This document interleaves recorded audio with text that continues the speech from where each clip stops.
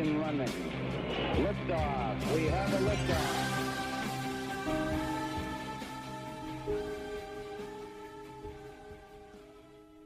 Now, let me start with my generation, with the grandparents out there. You are our living link to the past. Tell your grandchildren the story of struggles waged at home and abroad, of sacrifices freely made for freedom's sake, and tell them your own story as well, because every American has a story to tell.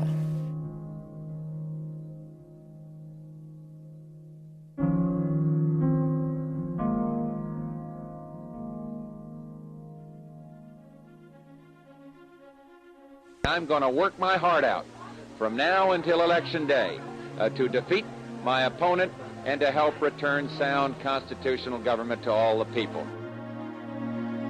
Read my lips. New taxes. I will keep America moving forward, always forward, for a better America, for an endless, enduring dream and 1,000 points of light. This is my mission, and I will complete it.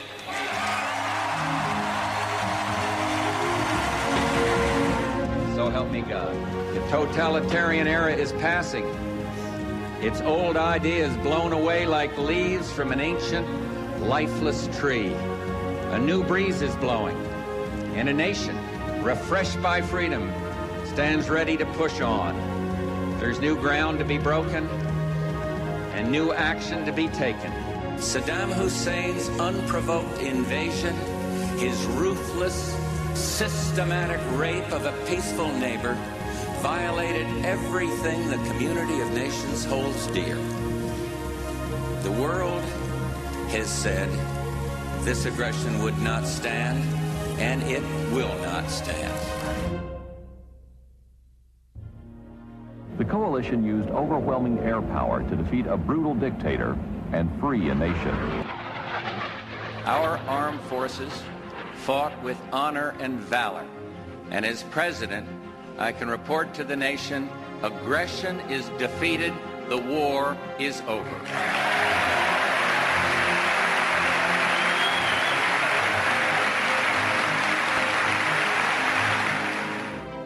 That there is no animosity.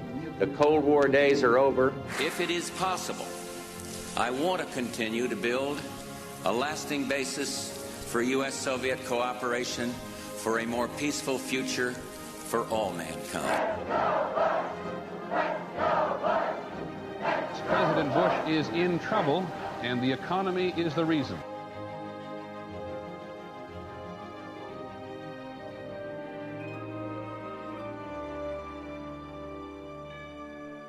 He was daring and courageous, always seeking new adventures and new challenges. He was humble and quick to share credit. He deflected attention from himself and refused to brag about his accomplishments. He trusted others and inspired their loyalty. And above all, he found joy in his family and his faith. Nothing made him happier than being surrounded by his wife, children, and grandchildren in a place where he had so many wonderful memories. George H.W. Bush set an example for many people in many ways. He is determined to live his life to the fullest, to the very end. I'm Eric Erickson. This is Atlanta's Evening News on WSB. The nation mourns the passing of the 41st President of the United States, George Herbert Walker Bush, only the 19th state funeral in our nation's history, happening today in Washington, D.C., assembling all of the living presidents and every single living vice president. Going back to the Carter era, Carter and Mondale were there. Clinton and Gore were there. Obama and Biden were there. Pence and Trump were there. Dick Cheney was there, along with George W. Bush. The nation mourning today, coming together in a rare act of bipartisan comedy to memorialize and honor the 41st president. Yeah, I said comedy, but comedy would work as well with Alan Simpson and some of the things George W. Bush said today. One of the morals of the story today at the funeral for George H.W. Bush is we all need a friend like Jim Baker. I once heard it said of man that the idea is to die young as late as possible. At age 85, a favorite pastime of George H.W. Bush was firing up his boat, the Fidelity, and opening up the 300 horsepower engines to fly, joyfully fly, across the Atlantic with the Secret Service boats straining to keep up.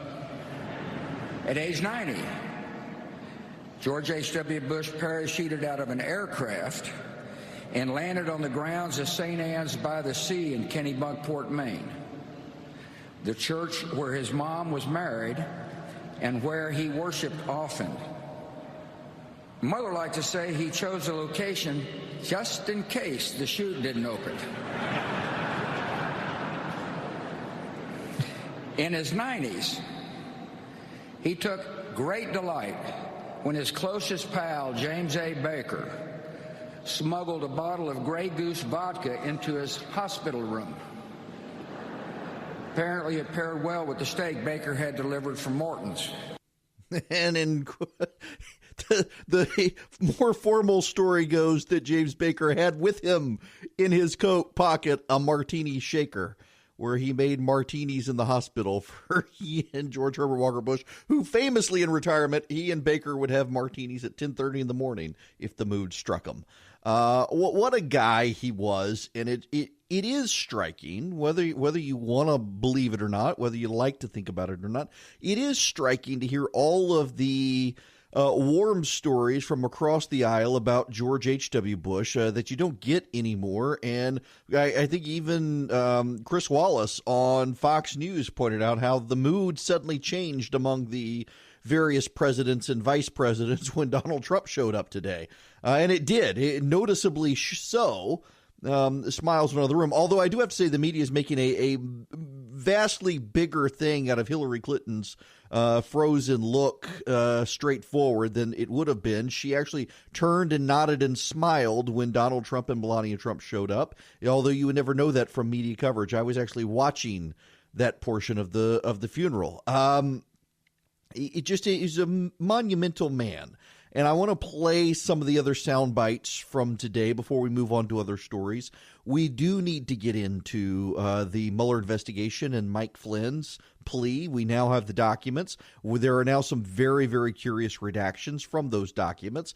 There was also the runoff last night. What does this tell us about the future of the Republican Party in Georgia? Some good news and some bad news there, and some issues moving forward for the new Secretary of State as well. And also, I do this every year around this time. Why December 25th is actually the day we celebrate Christmas. Believe it or not, contrary to what many of you, myself included, learned growing up, it has nothing to do with pagan Roman holidays. And candy canes have been banned from a school this Christmas time. Why? Because if you turn them upside down, they look like a J for Jesus. And a principal says, separation of church and state. Oh, I've got the details for you when we come back.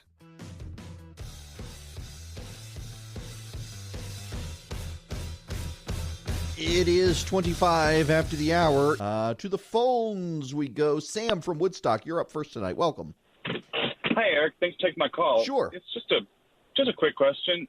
Do you think George H.W. Bush is comparable to any past U.S. president? The closest, honestly, that I would probably come is John Adams, and he hated that comparison. Really? Why? It has nothing to do with John Adams' son also being elected president. The reason I say that is because of the military and diplomatic training of the two. Adams, of course, had been an ambassador in France and then to the Court of St. James in London, trying to build support for the Revolutionary War in Europe after the war, then becoming the ambassador in London before coming home for Washington to be his vice president. Bush, of course, was our first ambassador to China, the liaison. He was also the ambassador to the United Nations. In addition to having fought in World War II, he, was the CIA director. He was the chairman of the Republican National Committee. He could have gone anywhere. This is a story I didn't know until today. He could have gone anywhere he wanted in the world as ambassador. Ford was willing to put him wherever he wanted to go, and he chose China. Very much like Adams could have gone anywhere he wanted to go in any position after the Revolutionary War, and they sent him to London at his request to try to mend fences with the British.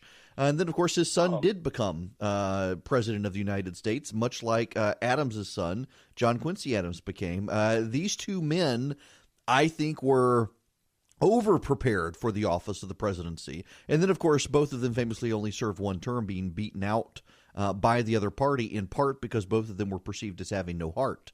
And I think there's a strong comparison there. Now, George H.W. Bush famously hated that comparison, saying once that John Adams loved Latin and had a command of the English language, neither of which could ever be said about him.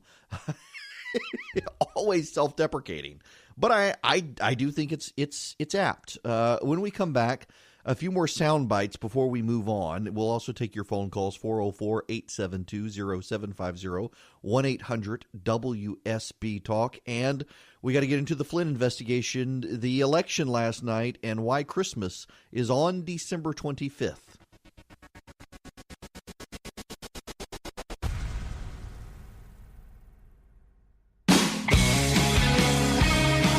All right, believe it or not, I'm going to shake up the order of stuff here because several listeners on Twitter have said, we're in the car, we want to hear this, please do this now.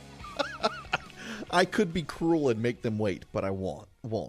So every year I do this. I tend to do it on the first day of the month, and I'm waiting until now, largely because we've been distracted with the funeral, and we'll get back to the funeral here in a minute. But why is Christmas on December 25th?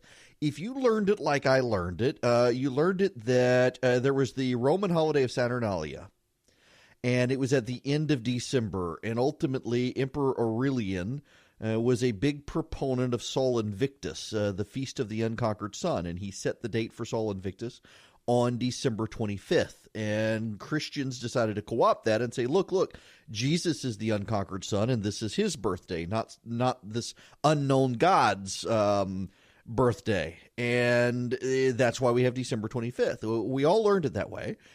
And that's not actually true. And I started studying this before I was in seminary, and then afterwards really delved into early church history. And the theory doesn't hold up. And by the way, you should know that the theory never really developed until the 12th century. It was largely abandoned until the 18th and 19th century as German theology became more and more centered around atheism instead of Christianity.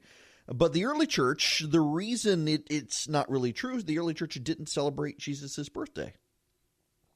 Celebration of birthdays was considered pagan. That's what the Romans did. So the early Christians didn't celebrate birthdays. What they were very interested in, though, was Christ's death and resurrection, which is the central premise of Christianity. I mean, Paul writes in Scripture, they're to be fools and pitied if the resurrection isn't real. They were very interested in that. And when the church did start celebrating it, it looks to be that they had their own reasons for it. And in fact, the Feast of the Unconquered Sun, the Roman feast that Aurelius decided everyone would celebrate, actually appears to be the Romans trying to co-opt December 25th from the growing Christian minority that Aurelian persecuted. Now, to understand why the church celebrates Jesus' birthday on December 25th, you got to understand that the church, it was focused on his death and resurrection. And around 200 A.D., Tertullian, one of the famous early church fathers, Tertullian lived in Carthage, and he was trying to find Christ's death and resurrection. And he settled on the date of the crucifixion for 14th of Nisan as when he died. That would have been March 25th in the Roman calendar. Now, the thing that you got to know about early Christianity is that it and Judaism were a lot alike early on. In fact, Jews and Christians worshiped together in synagogues until into the late hundreds and 200s AD, really. And they shared a common belief that the date that a prophet died was also the date that he was conceived. So if you died on March 25th, that means that was the date of your conception. So go 9 months from March 25th. Where do you land? December 25th. Now, that was where the Western Church was getting its ideas from. But there was a division. The Western Church was largely Latin, the Eastern Church more mystical and Greek-oriented, and there was a different way that they came up with the exact same date. Okay, so the Western Church used Tertullian and said, okay, if he died on March 25th, he had to have been conceived on March 25th. Let's march forward 9 months, and it winds up being in our calendar. Now, keep in mind that's different from their calendar. The Gregorian calendar has changed things. I'm trying to use current dates for you. In the eastern half of the Roman Empire, a different theory developed. Zacharias, John the Baptist's father, was in the priestly division of Abbasia, and they knew the division of priests in the temple in Jerusalem when it fell to the Romans in 70 A.D., and so they calculated back. When would Zacharias' class of priests have been in the temple? And he would have been in the temple in October. And the Bible tells us that after Zacharias left the temple, his wife conceived John, and then Luke 1:25-26 notes 6 months later, Mary conceived Jesus. Well, that would put Mary conceiving Jesus around the end of March. When the western half of the empire was saying, well, he died on March 25th, therefore he must have been conceived on March 25th, and both sides were like, oh, eureka, we've got the crucifixion resurrection date. And that's what they were interested in. But then they knew that you go 9 months forward. When was his birth? December 25th. The earliest known records of when Christians began to celebrate Jesus' birthday were in Alexandria in Egypt around 200 A.D., 1,000 years before anyone suggested that Christianity corresponded to pagan holidays. By 300 A.D., Christians around the world, around the Roman Empire at least, were beginning to celebrate Christmas as Constantine became emperor, and it was okay to celebrate birthdays, and they set it as December 25th. Within 100 years, it was a formal church celebration. By 400 A.D., everyone was doing this. And again, it looks more and more like the Romans responded under Aurelian to say, no, we're going to use Sol Invictus, and that's going to be December 25th, not Jesus. Now, here's an important thing, and spare me your phone calls.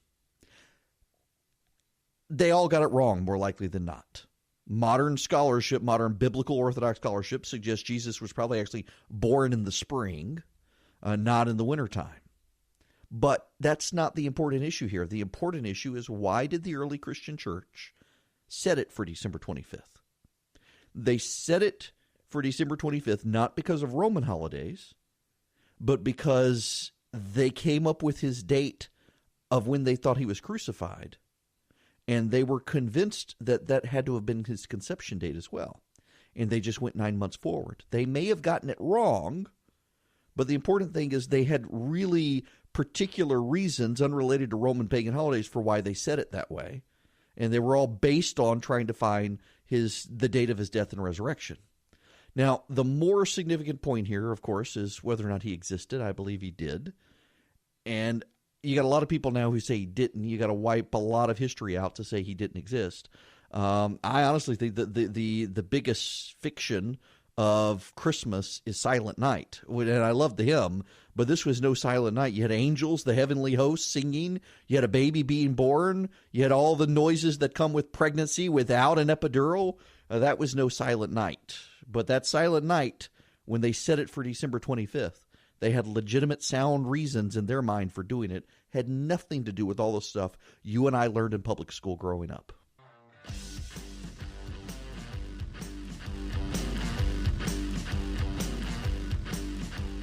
When we come back, your phone calls, we'll get into the Secretary of State's race, the Mueller investigation, and can I just say, I'm not a huge fan of the president. Y'all know this. I'm probably going to vote for him in 2020, but I am tired of the media dragging him into stories where they're just reading him into stuff. The supposed feuding at the funeral today. It's just obnoxious.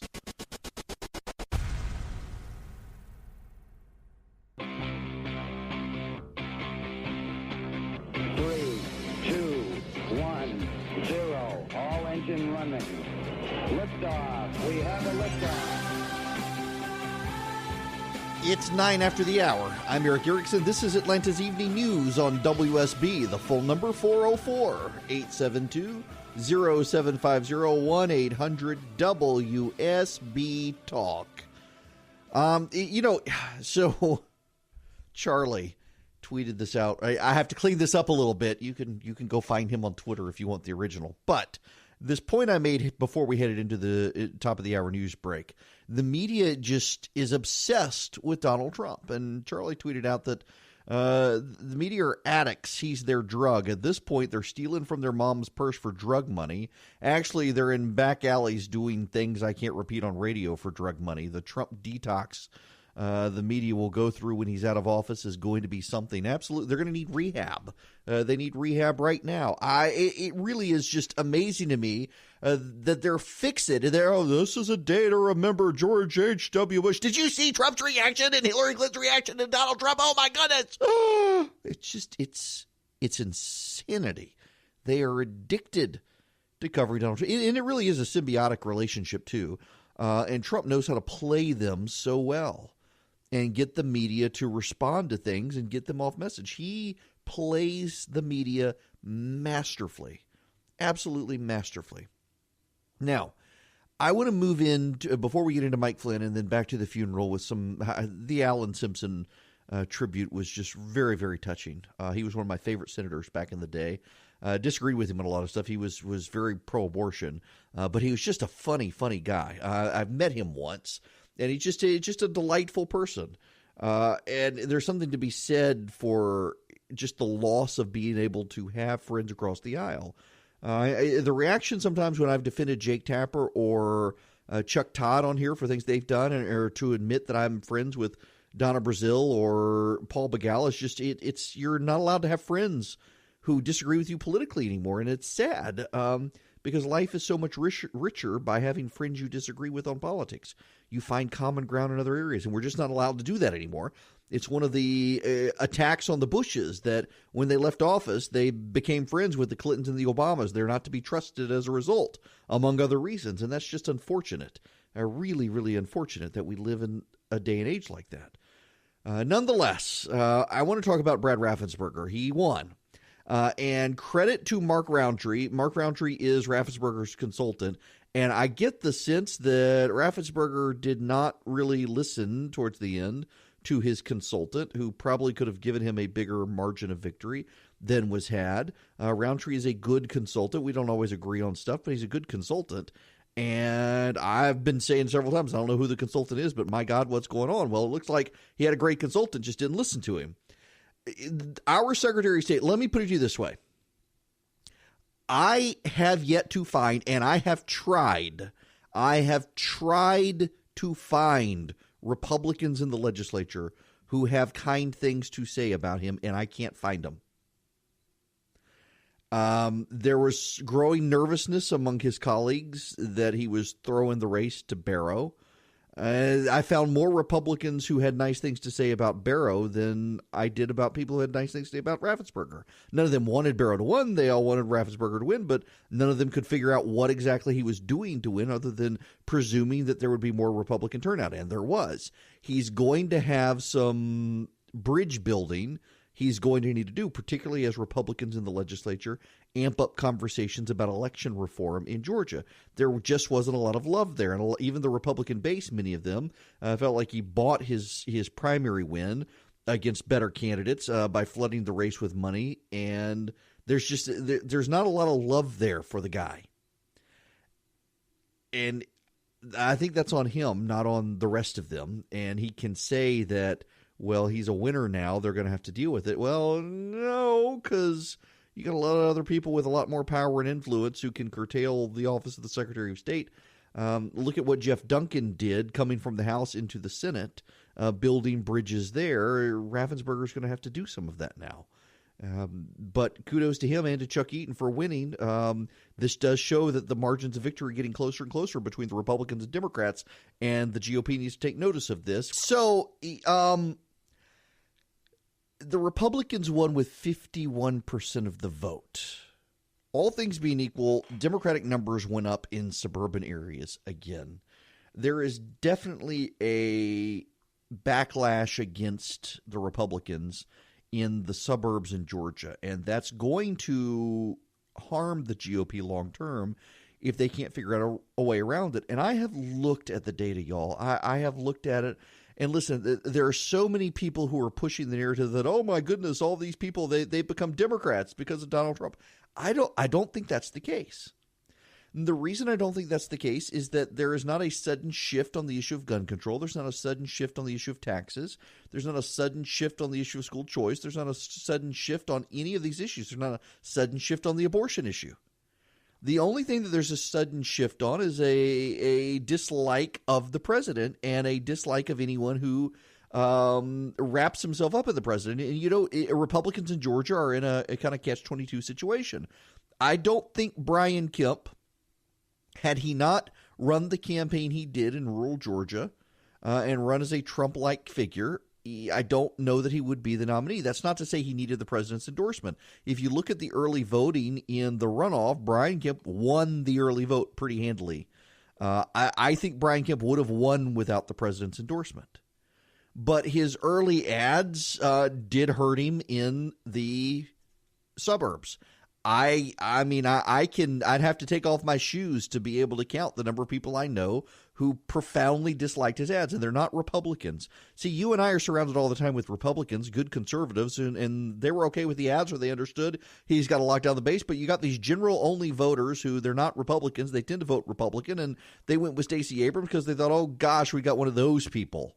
Well, they didn't, but they presumed it. They didn't take the time to get to know him for himself.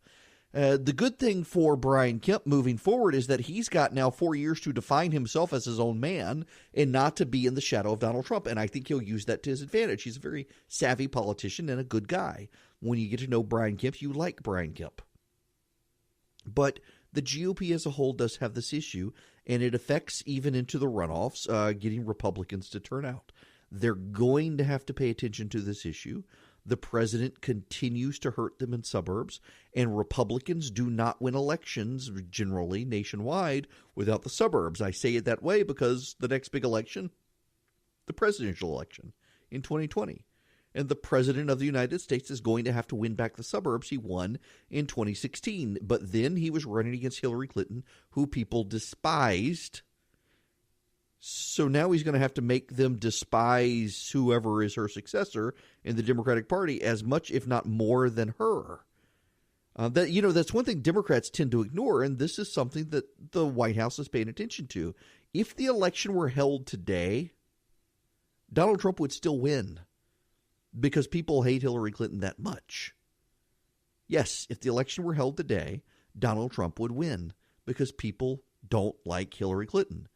He's not going to have Hillary Clinton in 2020, though. So he's going to have to make people loathe whoever it is the Democrats put up. And he'll have some runway to do it, thankfully, because the Democrats are going to have 2 billion candidates running.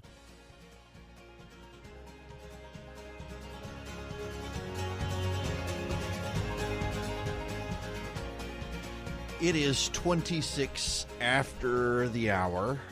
Welcome back. I got to tell you, I'm somewhat discombobulated in that I spent my day getting scans, CT scans. I had it was sick several months ago, and they wanted to do a rescan afterwards, and then they also wanted to just do the updated lung scan on clots. And my goodness gracious, I have never had to drink that awfulness. That barium stuff. It tasted like a craft beer. It is citrusy with a hint of vanilla and metal. I'm not huge into a lot of craft beer. Give me a Yuengling or a Miller Lite. I don't need my beer to taste like fruit. I want beer to taste like beer, not some passion fruit papaya smoothie garbage nonsense. But that's just me. Your mileage may vary. Just hush. I don't like cheese on my Philly cheesesteak either. I'm weird that way, but you know what? That's what I like. Deal with it. So it was awful. And so now I've had to get home. I couldn't make it into the studio today, so I had to use the bunker. And I've had a pot of coffee, and now I'm chugging water just to flush everything out of my system, the contrast and stuff. But everything is fine. It's just that is what I've been doing today. I had to actually come home and watch the funeral. I saw parts of it live, but then had to come home and watch the rest of it because there were parts I wanted to see, the complete eulogy of Alan Simpson and the eulogy of President Bush. Here's Here's President Bush earlier today about his dad. And we're going to miss you. Your decency, sincerity, and kind soul will stay with us forever. So through our tears, let us know the blessings of knowing and loving you, a great and noble man, the best father a son or daughter could have. And in our grief, let us smile knowing that Dad is hugging Robin and holding Mom's hand again. Oh, lost it with that. He broke down. If you've ever met him, you know he jokes that he's from a family of criers. And he tried to hold it together, but it was hard for him today. I feel for the family. That is a close-knit family, and that is a testament to George and Barbara Bush raising good kids. When we come back, the Mueller investigation has a surprise for everyone. Turns out there actually is a criminal investigation. But who of? They've redacted the name. There are some theories cropping up today I'll tell you about.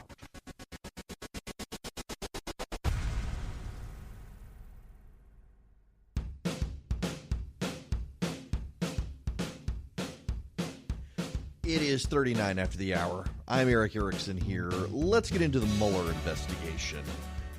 He has released his court documents on General Mike Flynn and has recommended no jail time for Mike Flynn for two reasons. One, Flynn's extraordinary cooperation, and two, his long military service and dedication to the country. There are a couple of things that in the partisan pushback over this are getting ignored or distracted from. One is that Mike Flynn did actually lie about his conversations with the Russian ambassador. Now, I don't think that Flynn's communications with the Russian ambassador in the run-up to the inauguration were illegal. He is the incoming national security advisor to the president. He had every right to talk to them and every right to suggest to them that American policy would be changing. There's nothing illegal there.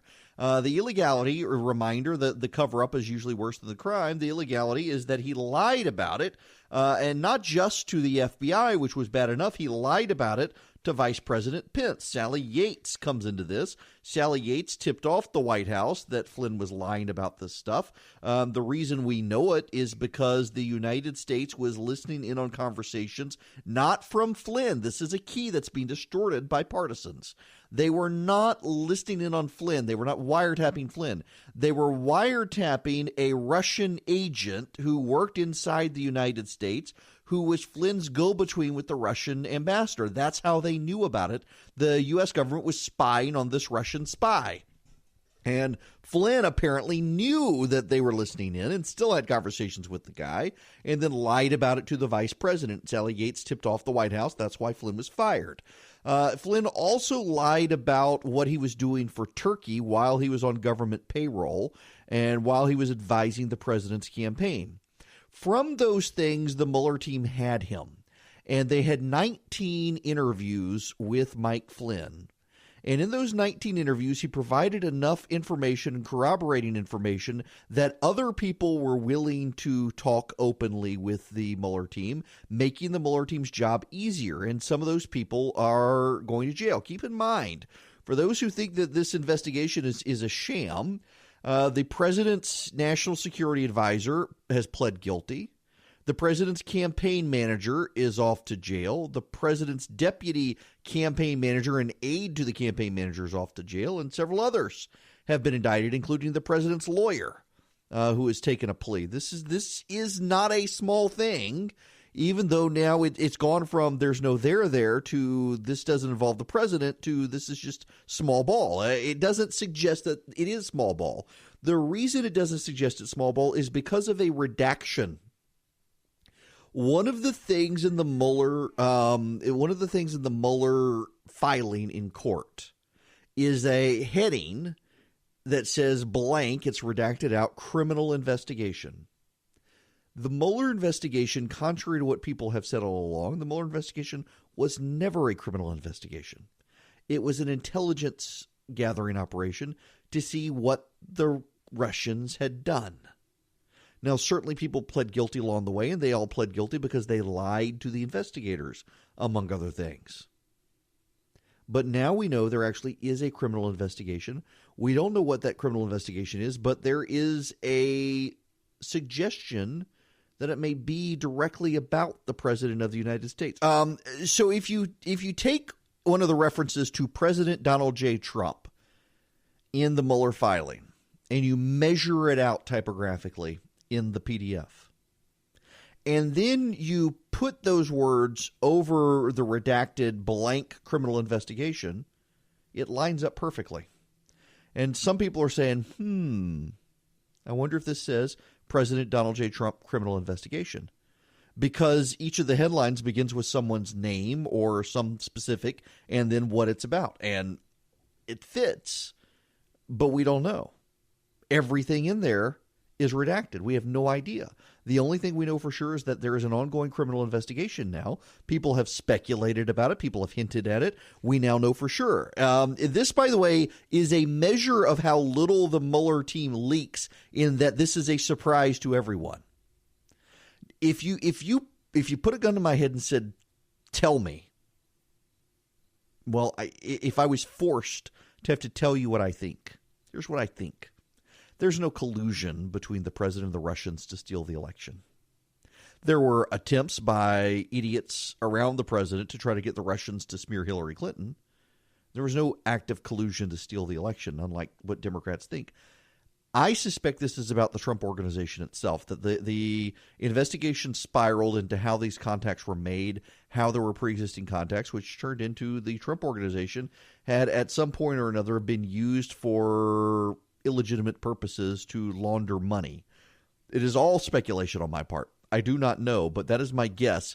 Based on the records, they've gone after bank records for the Trump organization. They've looked at the Trump organization finances. I suspect this is all in some way related to originally things not involving the presidential campaign. This is one of the dangers of having a special prosecutor.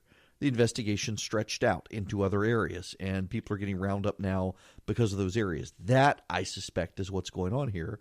But again, I have no way of knowing, and neither do you. The Mueller team isn't leaking. So it's all speculation at this point.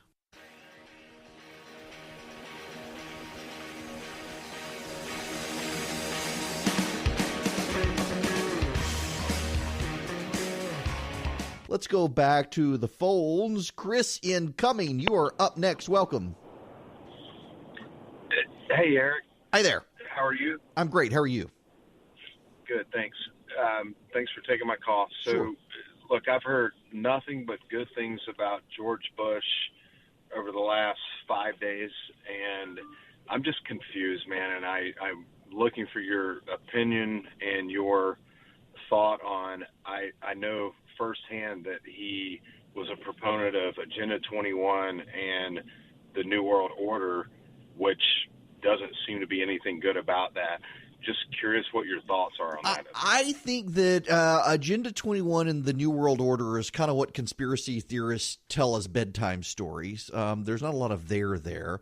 Agenda 21 never went anywhere. This was kind of a UN global conference. It never would have made it through the U.S. Senate. It was never ratified in the United States. A lot of people bring it up as a spooky New World Order stuff. I think you have to understand that George H.W. Bush was a product of World War II. And one of the prevailing ideas in the World War II generation is that the League of Nations had collapsed because it was weak, and that if we had stronger international institutions with the United States leading the way, that we would be able to build a strong world that would not descend back into a global world war, this time with nuclear weapons. So, yeah, George H.W. Bush was a strong proponent of the international order. Look at the coalition he built, bringing the Soviets into the table even to get Saddam Hussein out of Kuwait. And then after the fall of the Soviet Union, working very, very hard to bring everyone to the table to prevent NATO expansion eastward, which later presidents gave up on and expanded eastward because he wanted a stable world, and he believed that strong world coalitions could do this. And Agenda 21 was an idea of trying to find some global footing in the post-Soviet, post-Cold War era where countries could find some common ground on the way forward. It didn't work. And he was not ever going to give up American sovereignty. I mean, his whole point that has been deeply misinterpreted by conspiracy theorists, by the way, is that He put the United States in the lead. He genuinely, fundamentally believed that the United States was Reagan's shining city on the hill, and we were the last best hope for mankind. So if you were to build international institutions and put the United States at the center seat in charge, that we would have a peaceful, stable world order. You can agree with him or disagree with him. It never went anywhere, and he was never a huge proponent of it. It was just something the U.S. government ultimately did. Bill Clinton gave up altogether and focused on NAFTA and things like that Bush also had pushed forward. Now, when we come back, I'm sticking around for Mark Arum, and we're going to go into Mark Arum's show, but I'll still be here.